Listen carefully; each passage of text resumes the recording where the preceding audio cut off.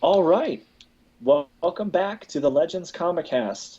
Bigger, bolder, stronger, sweatier, and now with over 500% more man.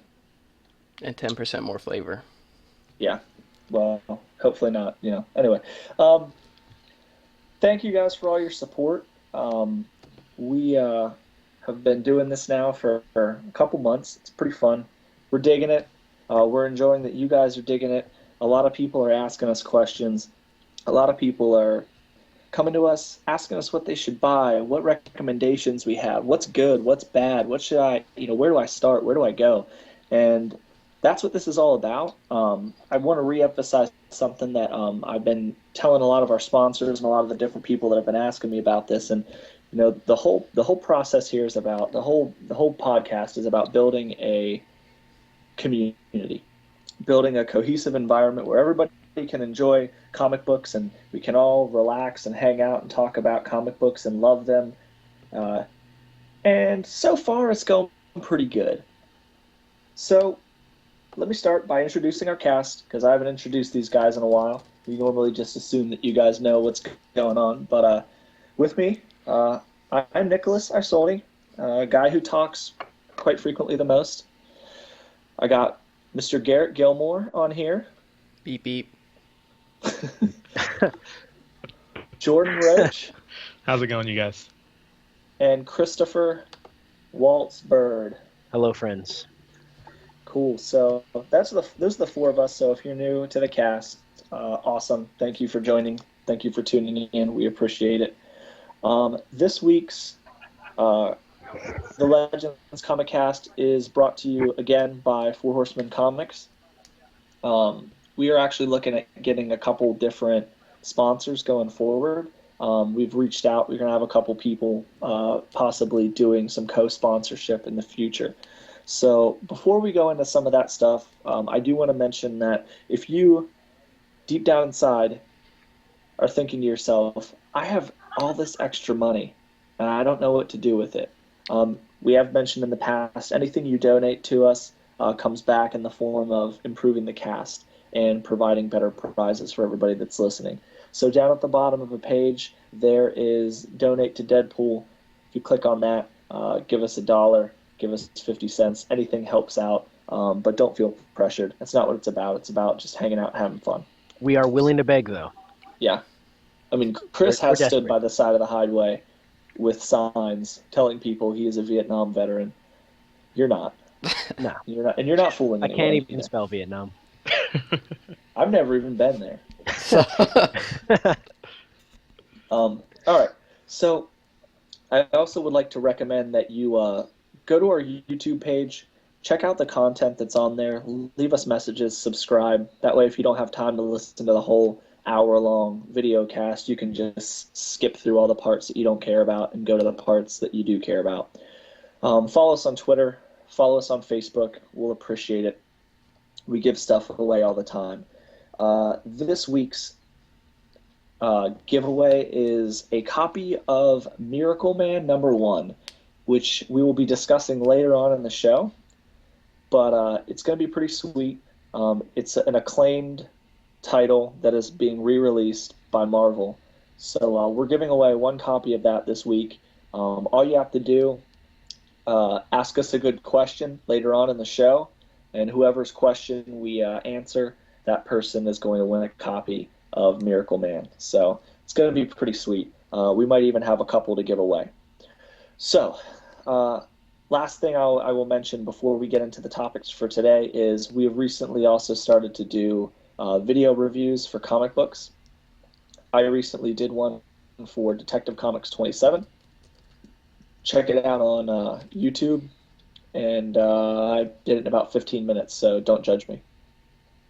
All right, so who wants to start off? who We does got all want to kinds of start comic off? book news. Go for it.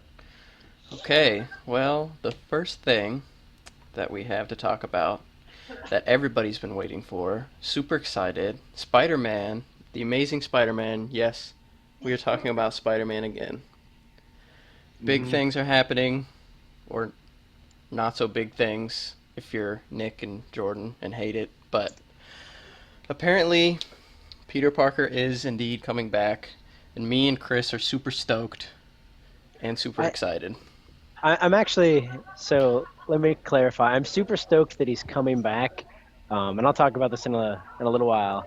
I'm really disappointed that I've already found out and the way that I found out, because it's kind of ruined some stuff for me. But go on. I'm pumped that Peter's back. I mean, spoilers do suck, and the whole way that this leaked and everything, I don't think was their intention. But once it got out there, it got out there, and they had to explain it. So it would have been Right. awesome if it wasn't leaked, and what happened in the most recent issue was surprising in any way. That would have been awesome, and it would have Yeah, been amazing for. that's the big thing. The leak ruined this issue of Superior Spider-Man for me. I mean, the things we find out I didn't care about. I kind of already knew now. And I Yeah. definitely agree with that. Like this latest issue, which I guess we're going to talk about a little bit more later on too. Definitely knowing that Peter was coming back for sure, going into the issue completely ruined the issue, which kind of sucked. Right. You know, the one thing I'll say about the announcement is that it's one of those things that when you relaunch a Spider-Man title, especially one as big as the Amazing Spider-Man, had 700 issues before Superior Spider-Man started out. You had to expect when you send out preview issues for Marvel Comics that someone out there was going to ruin it. So there's some guy at Marvel right now that's like, "Wait, are you telling me I shouldn't have put the biggest release of our year in the on the front page of something before it's announced?" Like it's like that's just a rookie move, you know? And it's to be honest, for a lot of people and a lot of the comic book forums I've read, and a lot of even the people on this cast that we've been talking about so far, it ruined the entire premise of the rest of the comic book. Now there's always the discussion of what's going to happen to the Otto Octavius version of Spider-Man. Is he going to go somewhere else? Is he going to leave Peter's consciousness and go into a new body? Is he going to find out a way to clone himself? What's going on? I think that's an interesting topic. I'd like to see him hang out. What do you think? I mean, I think ultimately, like, I'd like him to stick around. He's a cool character, and I think Doctor Octopus is. I mean, he's almost as important to the Spider-Man universe as Spider-Man is. He's been around for a long time, but I also kind of don't like. I don't care as much about this Spider-Man now that I know that what I'm going to kind of affectionately call the real Spider-Man is coming back. Yeah. I'm just kind of over it. I feel like they've sapped from me the reason for reading this series. And I don't know. I'm a little frustrated. He's also at the point where like now when he started, he was all about being a really good Spider-Man and making the world a better place. And over the last couple issues, he's really just turned into like a dick. Yeah. You know, he's messing with the symbiote. He's not. We'll talk about that issue later, but a lot of the things I really liked about the premise of Superior Spider-Man, Dan Slott is slowly writing out of the character and making it less interesting. Like I thought it would be an interesting concept for Peter Parker to come back, and Otto still has a Peter Parker body, and they go at it like hand in hand, kind of like maybe as a Like team the or clone saga of old of yesterday. Let's not. We're not going to compare it to that because they're nothing alike.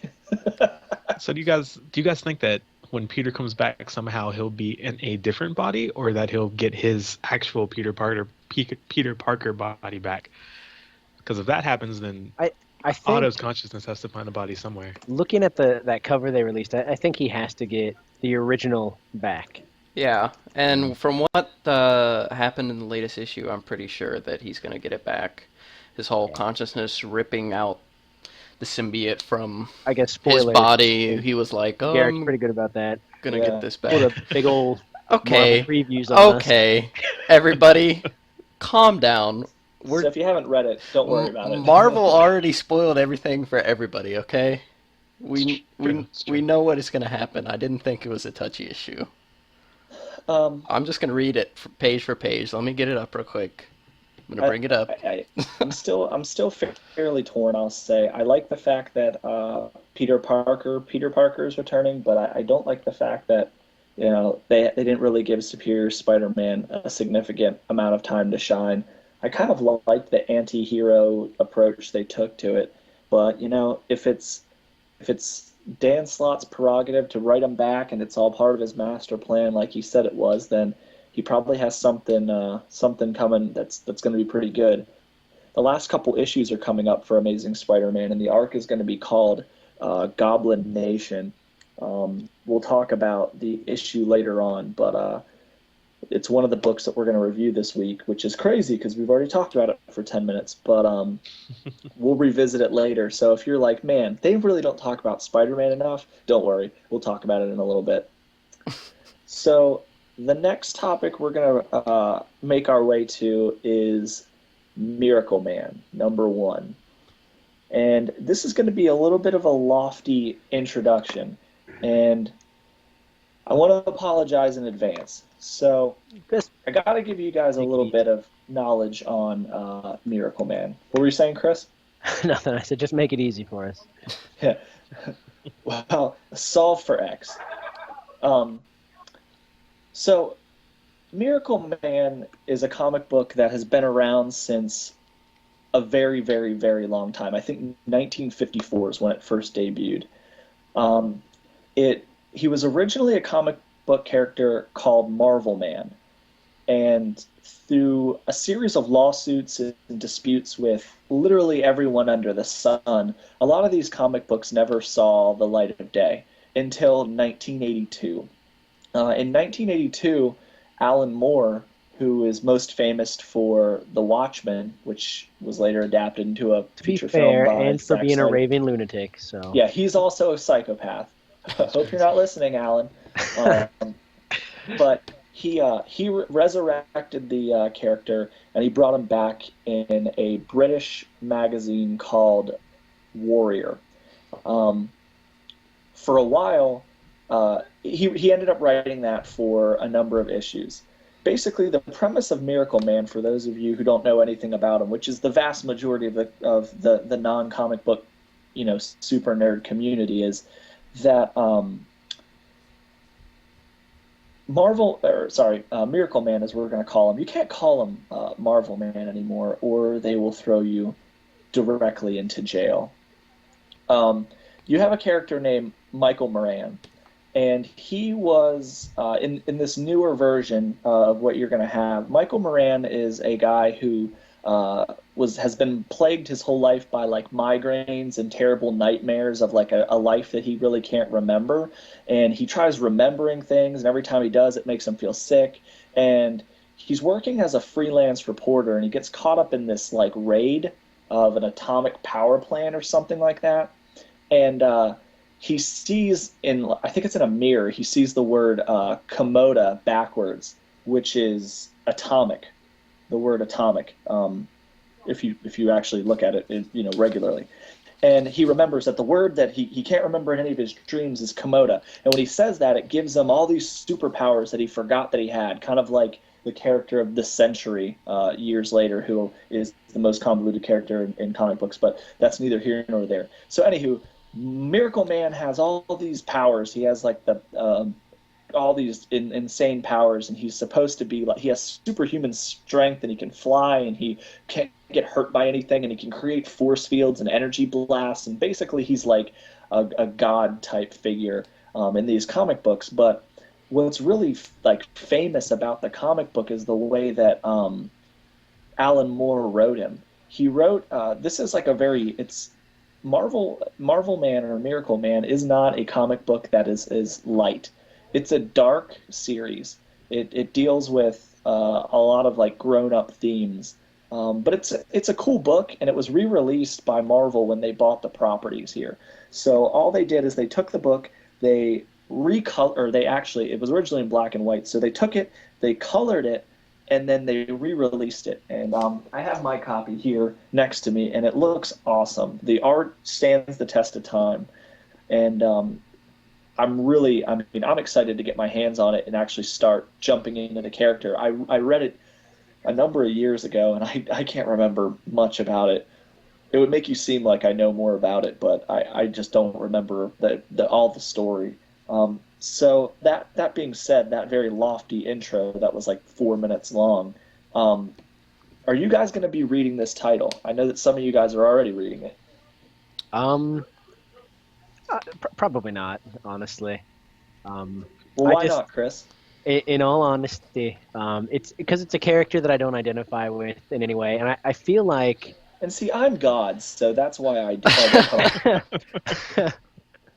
no, I don't know. I just don't. I'm just not interested. I kind of wish I was, but um, like even while I was reading this, I just couldn't really build up any interest. The second half, because we do get to, so the comic itself, this issue has both the original comic from what 1985 or whatever 19 a billion years ago. I don't Yeah, really know. Is in there or alongside the even older comic from maybe you know Nick whenever it was published. You have both the first issue ever Was it? of Miracle Man when they were the other Marvel family, yeah. um, and then also the Alan Moore rewrite. And I mean it was good. I didn't dislike it. It was actually incredibly adult, like you said. I still wasn't interested. This wasn't a character that I wanted to read, so it made it hard for me to get into it. Um, will other people enjoy this comic book? I think so. But it's weirdly enough, it's not a knock against the comic. I'm just not interested. I mean, I might read it if you guys start to freak out and tell me that it's incredible, but until then, I'm just gonna I let it think you go. should do the. I think that you should go all comic hipster and just never read it if we think it's good. Be like, "Pff, it's too mainstream. I mean, it only took it like 60 years to be released, but I'm not reading that. What about you, Garrick and Jordan? What do you guys think? I feel really about it. I tried to read, I tried to read it today, and I got maybe 4 or 5 pages in before I got bored and just started reading Injustice. And I think it's part of what Chris was saying, where I just don't identify with the character. And I knew nothing about him prior to this also, week. can I say, after reading obviously the first half of the book is the like original comic from the 50s or 60s or whenever, Ugh. and I read that and it was so obviously derivative of like the Fawcett, the Fawcett Comics Marvel family or the Shazam stuff that um, it was hard, to to actually to get through that. I had felt like I had read the better version of this comic before, and by the time I got to the Alan Moore half, I honestly didn't even really feel like giving it much more of a chance. I read it anyway, but See, I did the um, smart thing and skipped all that stuff and went straight to the Alan Moore stuff. I was like, when does this get good? So I skipped ahead, and then I started reading it, and I liked it a lot more. I'll keep my eye on it. I didn't yeah, really know much about Miracle Man before today, and Nick explained everything before I actually read it. I, And I was I reading it, and I just thought he was like some dorky version of Shazam. So, but the One story of my was really interesting and engaging, and I liked it a lot as far as the writing goes. So I'll keep my eye on it for sure. I'll probably keep reading it. one of my buddies, his name's Jason. Him and I are like cross country comic book friends. Like every week we just talk about what we read, and he yep, asked me this been on week plenty of if fish. he asked me this week if I was going to be picking up Miracle Man, and I emphatically said no because I've read some of it in the past, and B, Alan Moore as a human being is not somebody who I'm really a huge fan of. Like he's kind of moody, and he basically he hates the comic book industry and what it's become, and he blames everyone for the bastardization of his work, and just a lot of stuff about him. I don't like, but the more and more I thought about it, I thought I'd give it a chance. I have not yet read, I'll be honest, I haven't read the reprint of it. So tonight, after the cast is over, I'll probably read it. And then, Just depending in time for the upon, podcast. yeah, depending upon how I feel, maybe I'll even do a video review on it this weekend. And the reason I bring that up is because a lot of places are giving it, it's weird. They're either giving it a perfect score, saying it's like this is the best thing, and since someone has drawn faces on paper, and then there's other people that are like, this is typical Alan Moore B material. It's garbage. But Throw it I away. think that's the thing. I think people's reaction to this is going to reflect their familiarity, how much they already care about that character, or possibly just um, Alan Moore as an author. If you already like what he does, or you've already been reading Miracle Man, you'd read the series and you liked it, then you're going to be all about, this reboot, the remastering of that comic book. Of course, you're going to like it, But I don't have that. I don't care all that much. I'm more on the Alan Moore as a blathering psychopath train, and I mean he's written some stuff I love a lot. Don't get me wrong, but I don't care about this book. Um, Well, whether you whether you care about it or not, we're giving a copy away today. So, I mean it's good, That is and true. you might be There are two on that other people half. here that are that are going to continue reading it, and two that say, eh. yeah. So And I think that's really, I think that typically tends to be about the split with us anyway in the way that we view stuff. So Garrick and I will keep our eye on it. We'll keep reading it. If it gets good, we'll let you know. But for the rest of you, if you're out there, if you're more of a fan of writing than you are of comics, leave us a good question. Maybe you'll win it. Maybe you'll pick it up, and hey, it might hit the spot. It might be something that you really dig. It is dark. It is a very interesting take on superheroes and how they fit into at that point the world. But it's a good book. The art does stand the test of time. yeah, the Not art's the really 1950s nice. art, not the 1950s art. But there's a lot. I mean, every week there's so many new series that are launched. There's, it seems like with what's going on in the comic book industry, they posted the biggest year they ever had, or not ever had, but the biggest year in a lot of years recently for sales. And I think that they found the combination is that they're going to relaunch a lot of books. They're going to start over with number ones. They're going to put out more variant covers. They're going to do, things to get readers to come back to help make a little bit of money for the business.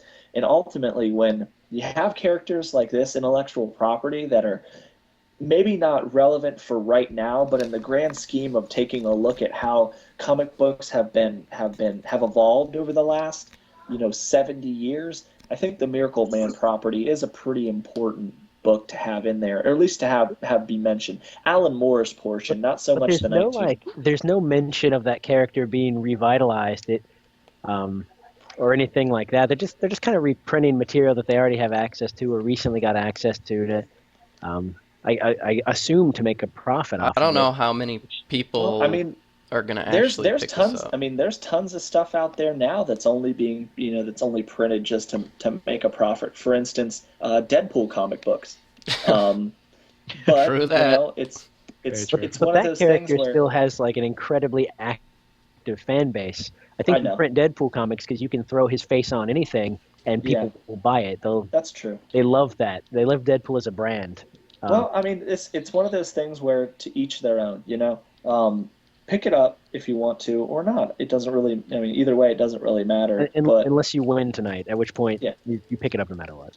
yeah. I mean, we would prefer that you read it if you win it, but you could burn it. We can make a video review of that if you want, whatever you're interested in. We are going to move. We're going to move these topics along. Yeah, you're listening to the Legends Comicast live. Ooh, I tried out my sexy announcer voice. I might use that again. I think it worked. Um, Yeah. so we're gonna move on to TV and ladies. We're gonna move on out to TV and film news. Yeah. Now, Jordan, if you could say the same line, please, and then we'll take a vote later.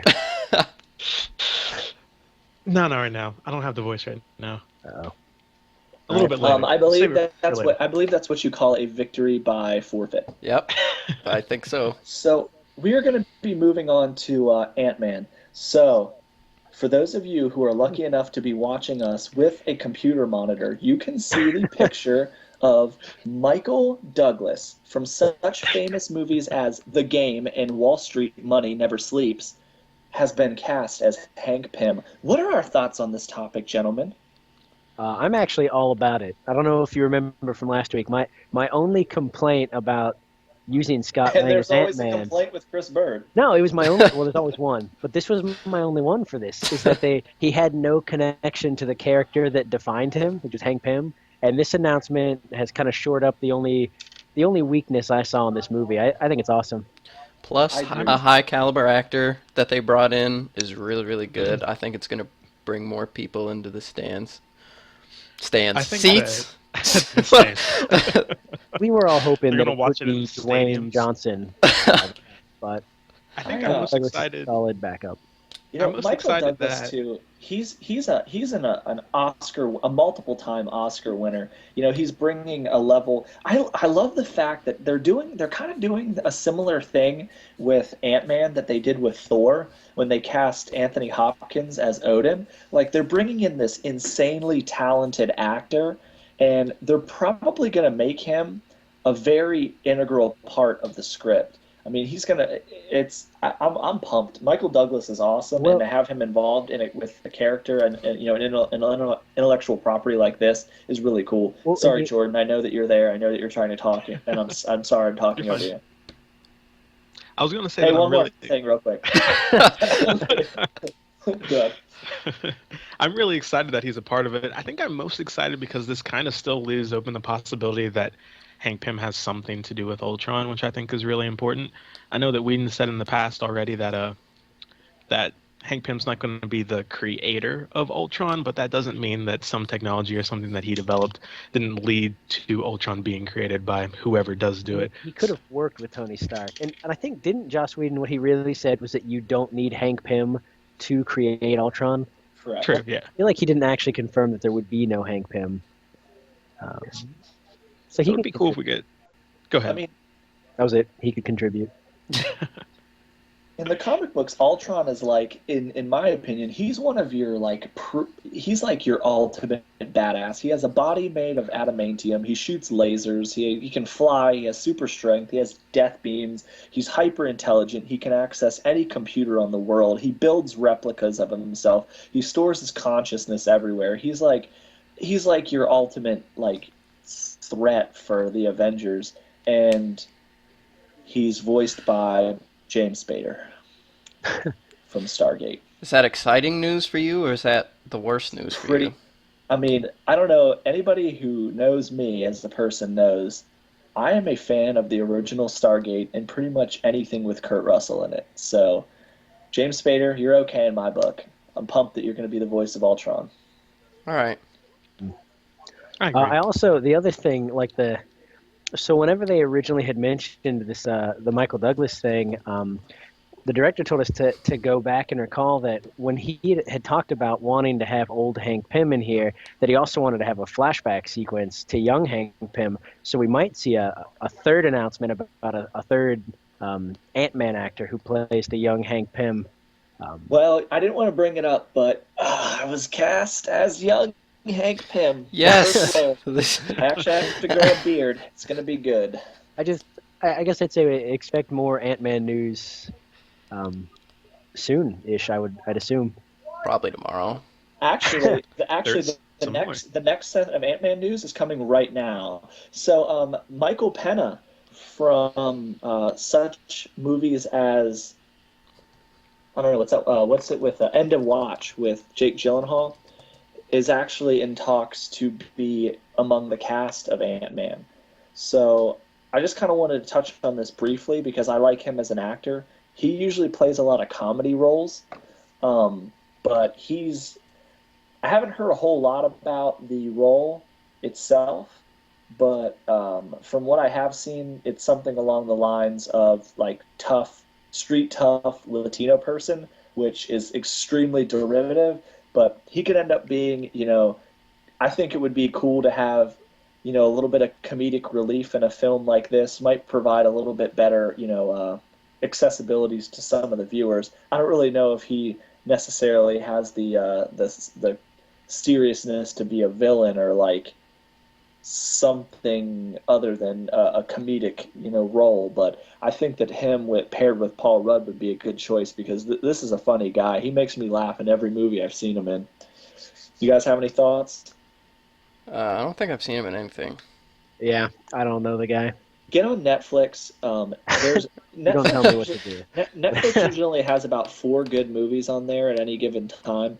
I liked End of Watch a lot. I don't know if you guys have seen it, but he's in it and he does a really good job in that film. It's actually kind of dark, so he still provides comedic relief for that movie, but he's pretty good in the film. If you get a chance, check it out.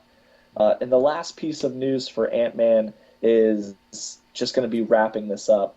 And I think we really just wanted an excuse to put another picture on the screen, and that's that Paul Rudd is confirmed as Scott Lang. You heard it here first, officially. Jordan Roach said, and I quote, "I bet Paul Rudd's going to be Scott Lang." I did. I called it like a month End ago. quote. He End did. quote. Now, how perfectly photoshopped is that astonishing Ant-Man photo? That took me literally seconds this evening to do. I'm going to be really disappointed if when I go to the theater it doesn't look exactly like that. Yeah. That's the If- poster that I think should be hung. If that's not the poster I don't see at Carmike Cinemas, we riot. I'm walking out. Well, I don't worry. I'm in talks with Marvel through Instagram, and that's probably I'm going to make this happen for you, for the fans. But that's it. That's all the news we have for Ant-Man. But I really just wanted an excuse to put up that picture of him with his face grafted on there. The next topic we're moving on to is Garrick and my current favorite television show on TV, which is Arrow. Town. What? Any of you guys out there? Are any of you guys familiar with the Arrow television show? Oh yeah, I've heard of it. I mean, I'm definitely familiar with it. Is that Um, Hawkeye's in I it, won't right? lie. That's a follow up to John Travolta's Broken Arrow, right? yes, it follows the story of the Arrow. But so a couple pieces of news about the show. It just returned from its mid-season break. The CW typically tends to have about 24 episodes in a season, so they have a lot of content throughout the year. And to break it up to give them chances to film is like the only way to make it doable. So they just came back from one of the best mid-season finales I've seen in a while. Other than The Walking Dead's mid-season finale this year, which was awesome. Yeah, that was But, freaking awesome. There's some cool stuff going on in the show. There's going to be some slight spoilers, so if you haven't seen it, why haven't you watched it yet? Yeah, It was that's- on yesterday. That's your problem. That's my bad. That's on me. I'll take the blame. I didn't watch it. Wow. But so he has his mask now. He's not wearing like black metal face paint from Scandinavia anymore. He's wearing a mask. He's doing the hero thing. There's a little bit more references to Barry Allen as the Flash in it, which is going to be produced into a full television show in a couple months here, and hopefully they get it right. I think it's going to be pretty neat. But I think the biggest piece of news that, at least the biggest thing that Garrick and I discussed yesterday with Arrow was actually the trailer for next week. So the episode itself was pretty awesome, but it was a pretty standard story, pretty similar to a lot of the other stories that Arrow has on there. They're building up their villain right now for the eventual showdown. They're using Brother Blood as the villain, and it's kind of cool. It's interesting. I can kind of see him as like a good mid villain, because ultimately who they're setting up is Arrow's confrontation with Deathstroke. And for Deathstroke news, the reason that we brought up the teaser for next week's episode is because I think that had the coolest thing in it from this whole weekend, and it was Deathstroke's new armor. So have you guys got a chance to see this picture yet? I have. I mean, I watched the episode last night, and honestly, I don't watch too much of Arrow. I didn't watch any of the first season. I've watched a little bit of this season just because of all the Flash news that's going on. But that teaser with Deathstroke is probably the most excited that I've been in a while I know. over like a TV show. The picture is up right now, and it looks so good. Like, what they were doing in the first season, I was like, oh, dang, Deathstroke better not look like that forever. And then they bring him back like this, they're doing it right, and he looks freaking sweet. I kind of like that. I like the approach they've taken. Like when they brought the character of Slade Wilson back. He had an eye patch, Yeah. so there's something clearly, jacks up his eye. And here you go. Here's his faithful replica armor. It's kind of a good, he has that full body armor look that he has in the comics, where it's basically like, unless you're driving a truck made out of swords, you're probably not going to hurt this guy. He's looking like a tank, looking like a boss.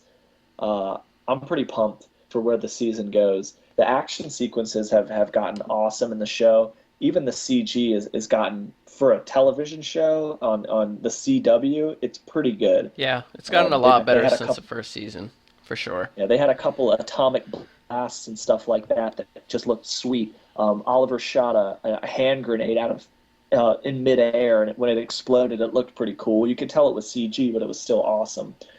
Um, that's all I really have for Arrow, man. I just wanted to touch on it pretty quickly because we have some more Marvel-based news that I think that the group wants to go over. So who wants to start out our conversation about the strangest Doctor in the Marvel universe? I Doctor guess I Voodoo. could. Whoever that So was, I go guess for it. the big news with Doctor Strange coming out of this week is that Johnny Depp apparently had a meeting with Marvel Whoop whoop. to potentially be cast in the role of Doctor Strange. So how do you guys feel on that? I'm hoping they change the name of the movie to What's Eating Doctor Strange. uh, Well, I'll see you guys later. That's my joke for the day. that's all, At folks. first, I won't lie. At first, I was kind of turned off by that news. I don't know. I guess I associate Johnny Depp more and more now with just the Pirates movies and I think Jack Sparrow every time I think Johnny Depp. But Garrick, I know, has other thoughts on it. So, are you excited about this, Garrick? Dude, I'm literally dancing right now. I'm doing the moonwalk. Like, I'm breaking it down. I'm so excited. If this actually happens, I might cry of joy. Johnny Depp is my favorite thing ever. Big man crush. Are Like, are you how familiar are you with the character of Doctor Strange? I mean, I know what's going on, okay? I think the important thing, the question I'm asking is, The are you excited because Johnny Depp just got cast in anything, No, he's or cast in specifically because everything you all the think, time. He has like 5 movies coming out. I'm excited because he's going to be Doctor Strange. I've been Did wanting you him to see the be. Lone Ranger? Okay, yes, it was not good, but is Well, that hold on his for a second. fault? They want him in these movies for just I because of just the star power, I just but want to see if this was your bias towards the actor, if you're that excited. I no, I'm kind of super am too. excited because it's Johnny, Johnny but Depp here's the in a thing. superhero movie, not just Here's because the it's thing him. is like Johnny Depp has been I gotta agree with Garrick. At first I was like, what the heck? You know, but he's been nominated for a number of Academy Awards for Sweeney Todd, for Finding Neverland, for Pirates of the Caribbean, the first one, and he has a pretty broad acting range. And what he did with like a flagrantly weird pirate character made Disney billions. So for them to want to bring him on board with another intellectual property that a lot of people don't know yet is a smart move. It's the same thing with Paul Rudd and Ant-Man. They're looking for strong actors to bring into roles that characters don't or that people don't know. Um, like Doctor Strange, again, outside of the comic book community, if you walk up to somebody in the ticket line for The Dark Knight Rises and you go, "Who's Doctor Strange?" They're gonna go, I don't know, somebody from whatever. But sorry, that I Pretty couldn't much. think of I I couldn't think of a don't- joke on the the fly. guy from I whatever. think what's weird though is that, like, so when I heard that Johnny Depp was doing this, I basically had the same response that I had when I heard that Ben Affleck was going to play Batman, and that's, not that I don't think that he's a talented enough actor to do it. I totally do. But then when I watch this movie, I'm not going to see Doctor Stephen Strange. I'm going to see Doctor Johnny Depp, or, you know, Dr. my, Jack Sparrow. right? And that's like, it's going to kind of, um, it's going to stop me from like suspending my disbelief. This is going to be a Johnny Depp movie, not a Marvel movie. I think you might be pleasantly surprised if he But does get but cast. I might be. I don't know. I just Um, I mean that's the same kind of thing that happened with Robert Downey Jr. and Iron Man, but he's now he is Iron Man. Like there's no separating him and but the character here's now. the thing: when they announced that Robert Downey Jr. was going to play Iron Man, I thought to myself, All right, so they need to cast a rich, wealthy playboy who also has a problem with substance abuse, and they just so happened to cast that exact person. So it wasn't, it didn't bother me. Um, but I this mean, you can. I is mean, you can say that about a lot of different roles, though. Like when they cast Christian Bale as Batman, the only thing I could think of was, "Hey, Paul," and him smashing a guy in the head with an axe from American Psycho. Like, I didn't think that he was going to be a good Bruce Wayne or a good Batman at all, and he pulled it out. The same thing with, Chris Evans and playing Captain America, who, by the way, Chris Evans has already played Johnny Storm in two Fantastic Four movies. For them to be like, nope, just kidding, you're actually going to be Captain America, it's was the ballsiest move in the history of comic book films. And now when I look at Chris Evans, I'm like, that's Captain America. That's fair. and Like that could happen here too. I do think that Johnny Depp is famous and overused in ways that Chris Evans and Christian Bale never were. Um, But I mean, it could work. I think what's interesting though is that people forget that Ben Affleck has won Academy Awards. Like he's won plenty of awards for projects that he's worked on, and nobody when they announced him as Batman was like, the man is an award-winning actor and director. Everybody was like, oh, great, Good Will Hunting, weird accent, whatever. yeah. I don't see why we're not giving Johnny Depp the same level of hassle. Yeah, I mean, I no, am. I agree with you. As am I. You're giving. I mean, I think that it's in your nature to give everyone hassle, and for the You most guys are part, way too upbeat. Somebody has to point I'm out some. comfortable. I'm comfortable with you being the grumpy comic book fan. Anywho, next topic. We've been talking about Johnny Depp for a little while. I could Is talk about him for days. if anybody wants to see his Garrick's scrapbook on Johnny Depp photos, go ahead and email him at johnnydeppfan44@depplove.org. He has collected a lock of both his standard and mustache hair to show you. So. Yeah. It's So we're going to it's true. cram two topics here into the same thing for the interest of time. A little bit of television news. So there's a potential NBC show in the works. DC has commissioned NBC to make a John Constantine television show. So They've actually ordered a Constantine. pilot. Oh yeah, they have. Yeah, the Okay. pilot's already been ordered. So they've ordered a pilot, and they said, "Pilot, land over here where there's a Constantine kill you." TV show." So for most people, Chris, I know that you're a Constantine fan. Do you want to kind of Who told you that? the internet? That's not true at all. You're not? Go ahead. Describe Constantine, since you're not a fan. So Constantine he's like a street level wizard. He's almost like if anybody's read or watched the Dresden Files, he's kind of like a darker version of that. He's an occult detective and kind of a con man. So he's basically David Blaine. Yes. Okay. Yeah. So Street magic. he's interesting. Actually, I mean, there was the Keanu Reeves movie came out a few years ago, which, if you can ignore that Keanu Reeves was in it and kind of acts nothing like John Constantine, was actually a fairly accurate and pretty decent film. But So I think either way, it's good news for DC's intellectual property. Like he basically they're fights demons. they're doing what they're doing the typical DC thing. They're kind of piggybacking off what Marvel announces for TV series. So DC goes out and they're going to announce 6 television series, and it's whatever. That's their prerogative. That's their thing. If you want to, if they cast somebody good, they give it a semi decent budget, they get somebody who doesn't stink to direct it, I'll give it a shot. I gave Agents of Shield a shot, and I'll never get those hours back of my life. But I'll Which give is this getting better. I'll give Getting this better. Constantine TV series a shot. The next topic's gonna hurt a little bit. So if you have your tissues next to you, I recommend you reach over, grab one. Get ready to turn on the waterworks. So the Legends comic book podcast, we lost somebody this week. The Wonder Woman television show. It's officially canceled. The show was supposed to be called Amazon, but it's gone now. It's I'm officially actually, scrapped. I'm totally okay with it. Yeah. I'm I ecstatic that they're not I don't doing care. this.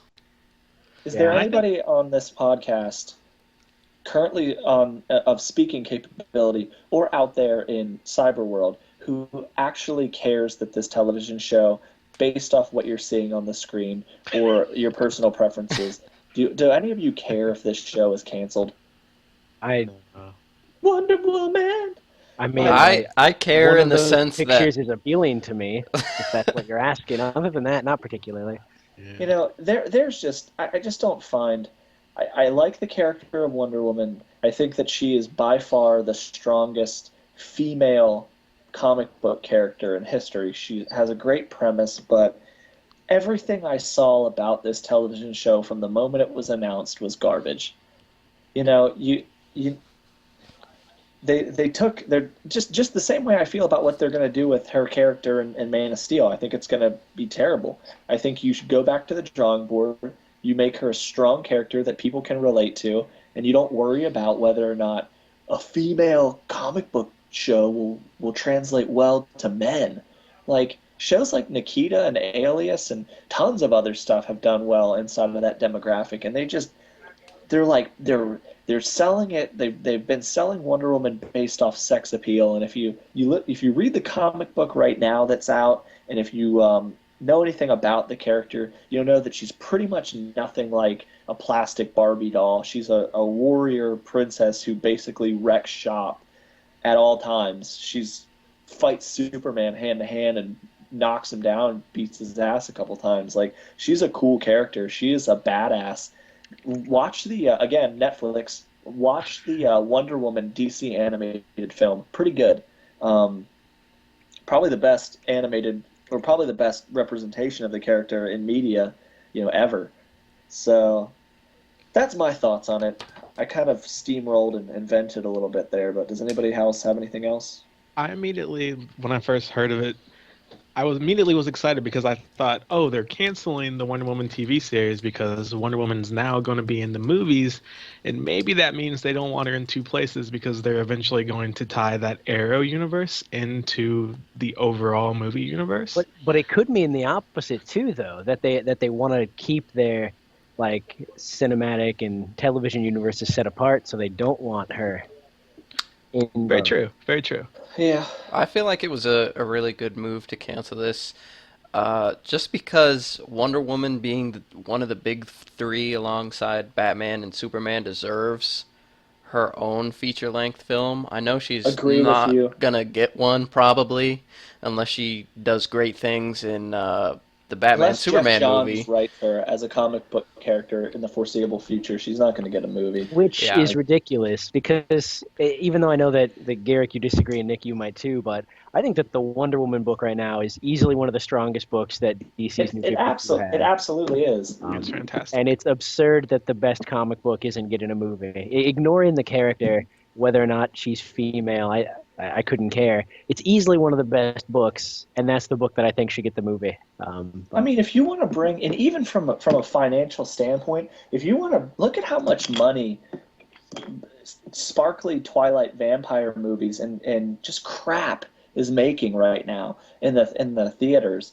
Like there's movies like Divergence that are going to come out and just clean house.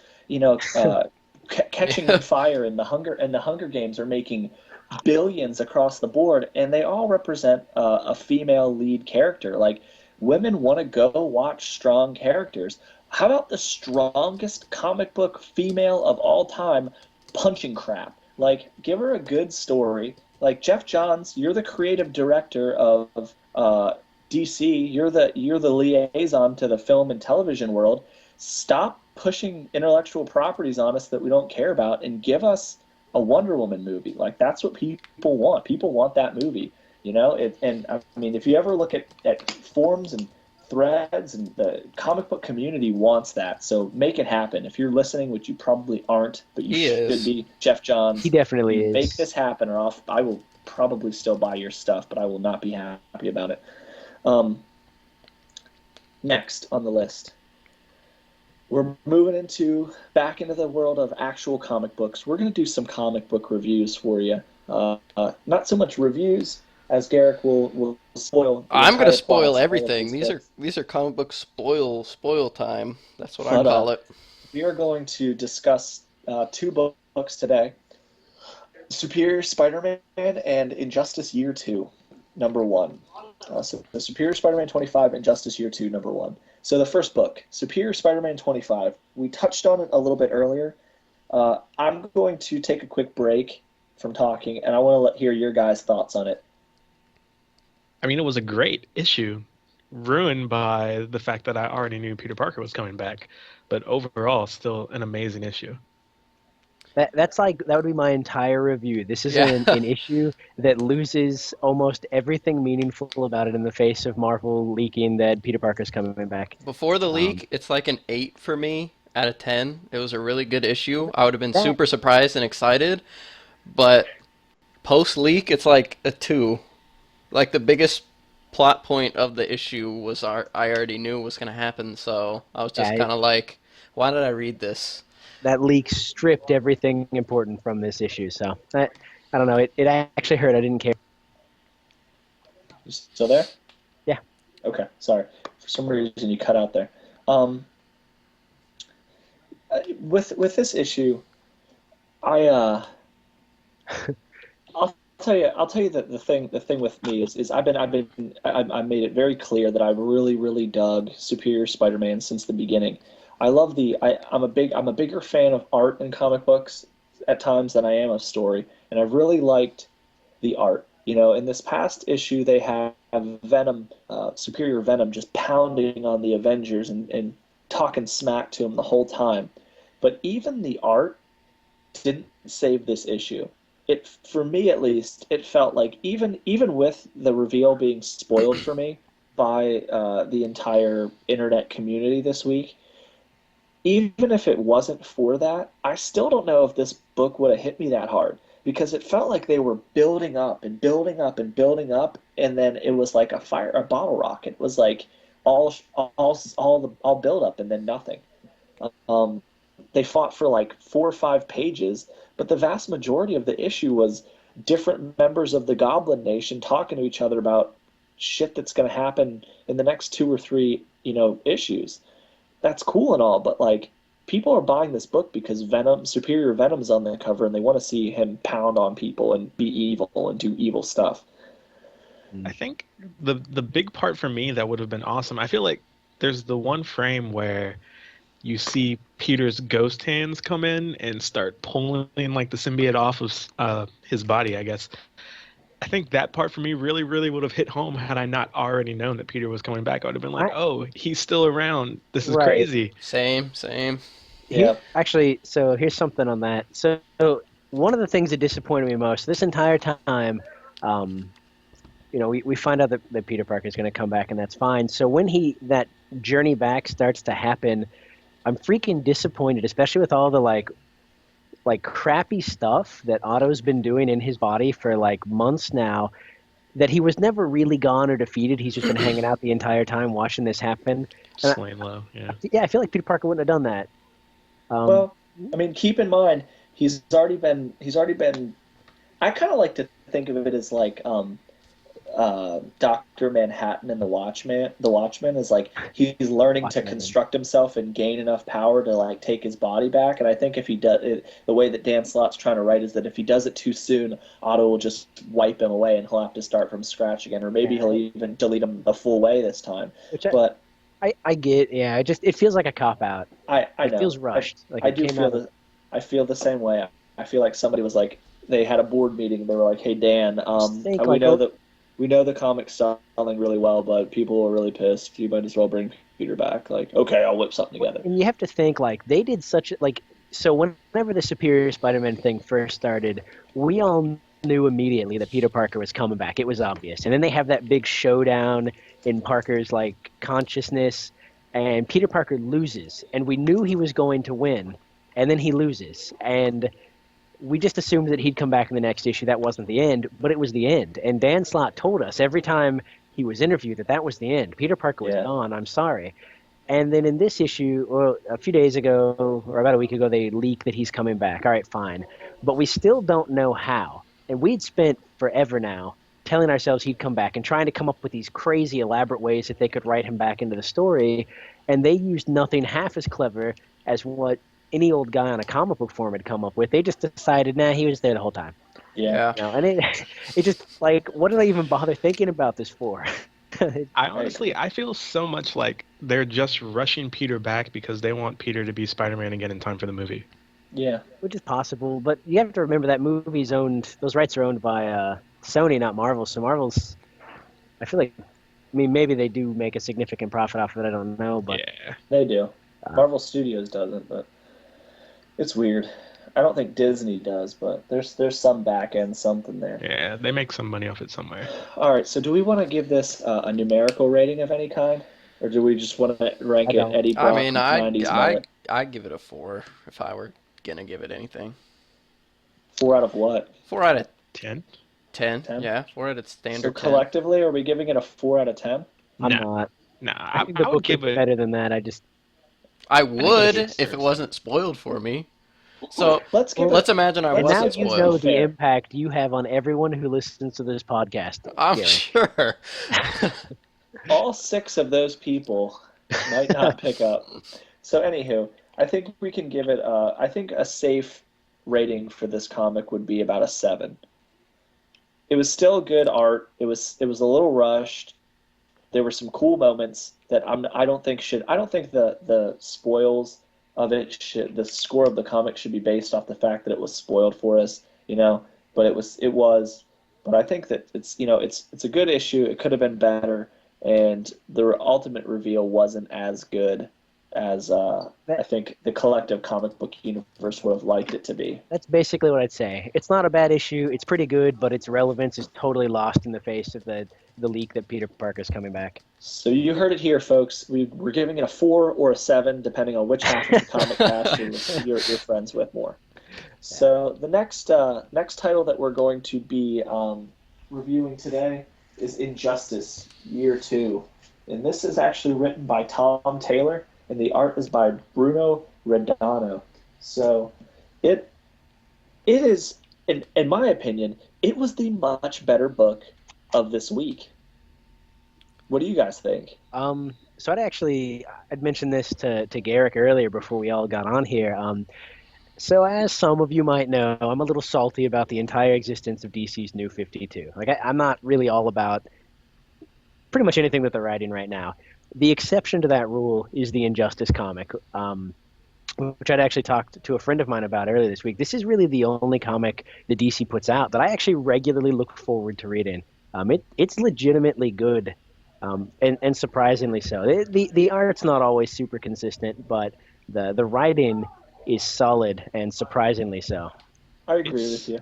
The it's way too art's good. the art's kind of simplistic. I have like the entire first series on my iPad, and I bought them all for $1 as they were released because I was really stoked about the video game and the fact that they were tying everything in, and I was like, hell, I'll give it a shot, and it grew on me. I like this universe that they're building. I think it's an awesome concept, having a Superman that can kind of control the entire universe. Basically, what if Superman decided to be a dictator versus a savior kind of figure? Right. This issue was. I don't. Are we gonna? We're not. Let's not spoil this. There are two significant. Just wait till I get to things. talk. Yeah, there are two significant things that happen, both relating to untimely passing of comic book characters in this universe. But I thought they were handled really well in the comic. I think it's one of a universe that can afford to move quickly, and the art, while not the most detailed art, for a $2.99 title, it's pretty good. I thought it was really good this week, especially the space scenes with certain people that go into space. I don't know how to talk about anything without spoiling it. The people that fly in space and have power rings looked really cool. Wonderful description. I'm just glad that this comic's good. I mean, when they first announced this, I half expected it to be like some half put together comic just to tie into the video game. So I'm extremely impressed that it's as well written as it is. I'm glad that it's awesome. I think the fact that they're giving it a second, year, a second arc, is a testament to the ability of Tom Taylor to write a book that's good. People are digging it. It's cheap. People are buying it. So why not keep it going? It's Why simple not put this business. man on one of the actual books that are just drowning in filth right now? Yeah, Uh, DC. Let's. Thank you, Chris. Guess what? You just triggered a rant, so I'm going on. Here we go. Ladies and So gentlemen, Here I'm we here it sorry. is, go. and here it is. Superman. I made no.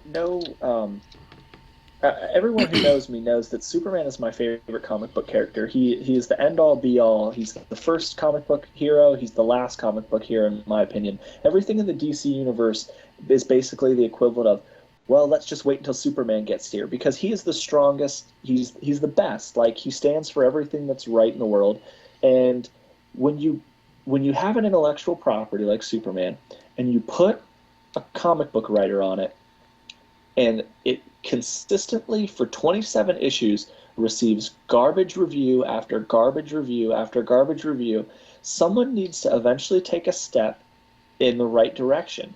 Either fire the person that's writing the book and put someone better on it, or cancel the series because it's bad when a book about Harley Quinn is outselling arguably the most popular comic book character in the history of all time.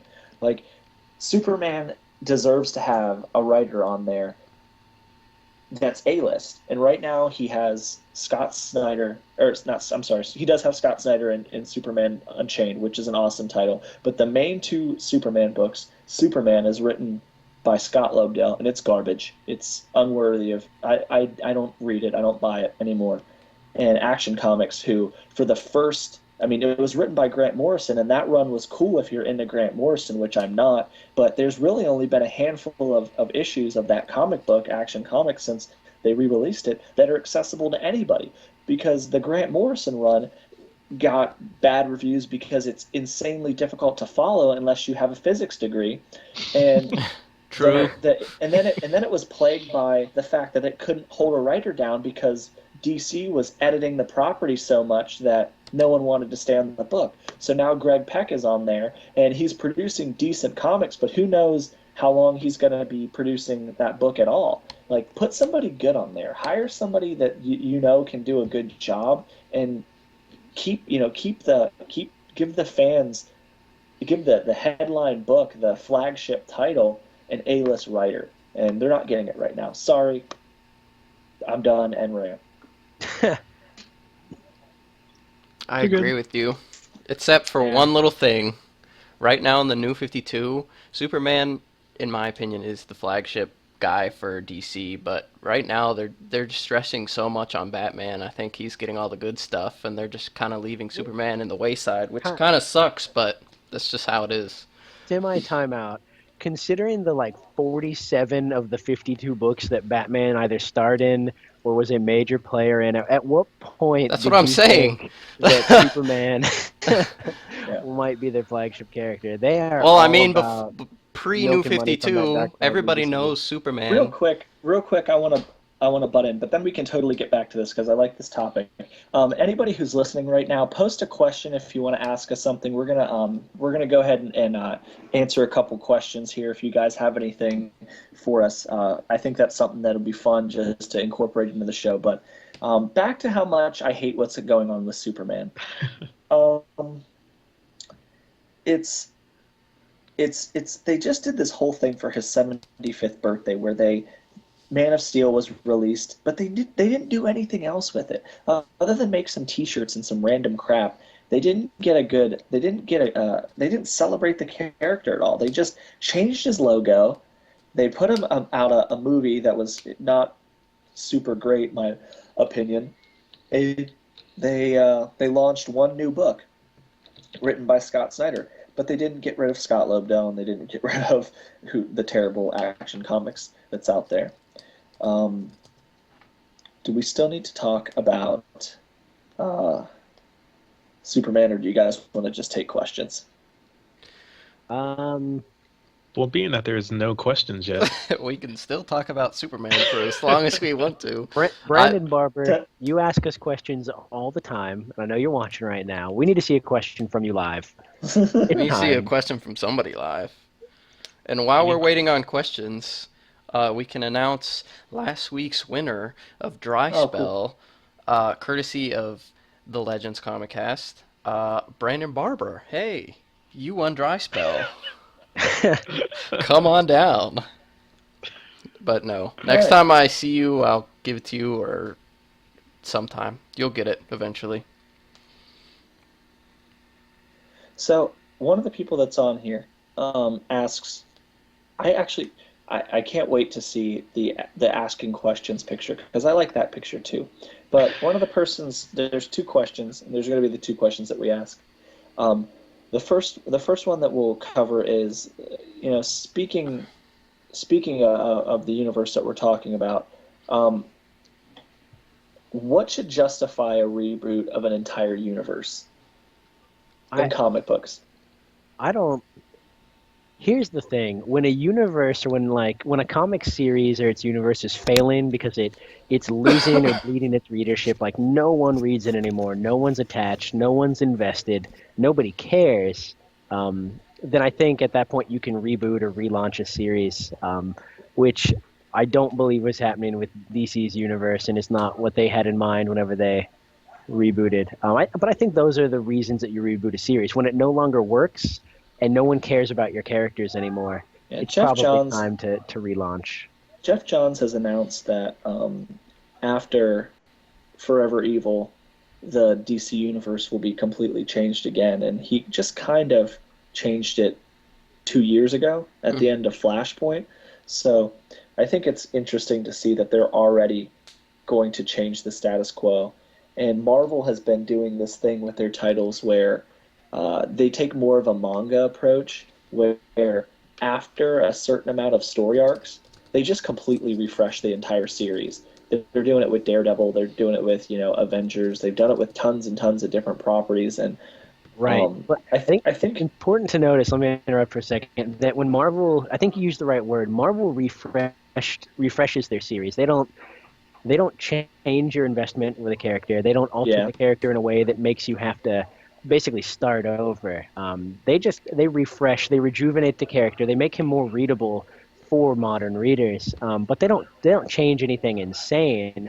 I mean, the Daredevil we read now is still basically the same Daredevil who was just the man without fear years ago. They just gave him a badass writer and put him in a new location, and it's awesome. Uh, yeah. and I think that if that's Frank all Miller, that what up? DC had done, I'd probably be totally cool with the New 52. Yeah, they're rebooting. I mean, they're, I guess, a soft reboot a lot of their series, but I don't think DC's at a point right now where they need to reboot their entire series. But if they want to do it and it's selling well, let's figure it out. I think a lot of these soft reboots have more to do with being a cash grab and relaunching it so that people can buy number ones and special variants again than they do with the actual story.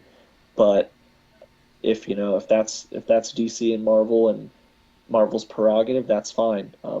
I actually kind of respect that about Image Comics, where they don't relaunch series just to start a new story arc.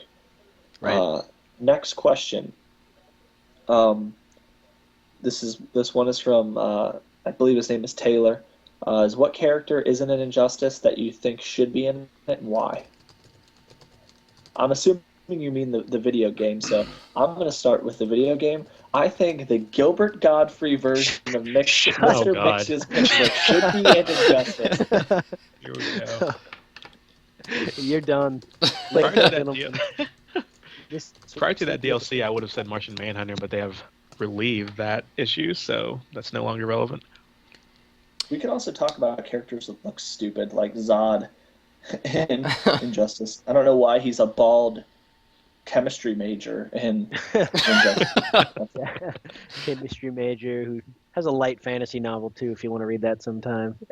He's Yeah, they put most of the real good stuff in there. You can always squeeze different characters from a universe in there, I and think Doctor Fate, for instance, would make a cool addition. His power set would be cool to represent mechanically in a fighting game. or Agree. even have a property that might not necessarily be part of their Earth or their Prime universe. Like put Doctor Manhattan in there. That'd be cool. Or put somebody like Owlman or Ultraman or somebody from one of these alternate universes that comic book fans can relate to. Firestorm would be a cool character to have in there. You know, just because of the varying powers and what these people can, these comic book characters can do. Yeah, I think you could legitimately put anybody in this game, and it would be really cool. And you, as a comic book fan, would respect the decision and like it. Um, He's more Batman villains, in my opinion. it doesn't, It does. honestly. Come on. Throw Killer Croc Like, in there. You know how it Killer is. Croc should just be a Bane skin. Pretty much. All right, so one more question, then we're gonna wrap this up. We got a question is why do you think Ben Affleck's got so much heat for being cast as Batman? Because he's a star. And I think that's probably the biggest thing. People don't really want to, and I think it's Chris kind of touched on this point with the whole Johnny Depp thing. When I watch this movie, I'm going to see Ben Affleck. I'm not going to see Batman. And I think I prefer them not to maybe cast unknowns, but maybe like a medium grade actor, even something like that, just so that the star power doesn't overshine the character. Which, Yeah. even though that's the side of the argument I'm on, I'll actually point out that Nick made a pretty good point that the current Marvel universe is filled with stars. Yeah. It's like all star power, and it still works really well. So I actually, I think that's a fair argument. What I think is weird is that Ben Affleck has gotten more flack than anyone, and I don't know if it's because the Daredevil movie was such a mess. I think that's what it is. It has to But be. was you he know, a 'cause mess in that movie? I I don't don't No, think he was so. he was good. fine. Yeah. He was also in my young. opinion, I mean, he's directed movies and he has grown a ton since then. it was Colin Farrell and the director and the editors and the producers and the film company that ruined that film. Fox. Ben Affleck That didn't was a do it. Fox movie too. Yeah. Let's not. It wasn't a. I mean, every Fox superhero film was garbage. Look at all the Fantastic Four movies, and Daredevil was horrible. But Like you said earlier, you take Chris Evans out of the Fantastic Four and put him in something actually produced by Marvel, and it turns out it's freaking brilliant, and he can totally do the job. And that would leave me. let's not forget that while Zack Snyder's not the greatest, in my opinion, director, he's still producing movies that people really like. The Watchmen was pretty okay. Man of Steel was pretty okay, and he's got a lot of talent to work with, and he has some. He actually has a universe built. They have Nolan, as the backbone. Nolan's brothers writing the script for it. They're going to figure out a way to make it successful, and as long as I think the bat suit looks cool on him and he's a believable Batman, then you're He's got the fine. chin for it. That's really all you need. You need from the nose and below. That's all you need to be Batman. And I mean, it looked fine in Daredevil, so I think it'll be fine in this movie. The batsuit needs to be gray. Gray? Let's make it gray and blue. Let's just go skin tight Adam West. Let's just do it. Just see what happens. Honestly, I think it'll be fine. I'm gonna give it a shot. I'll agree. I was really skeptical when they first made the announcement. Same way that I'm really skeptical of Johnny Depp now.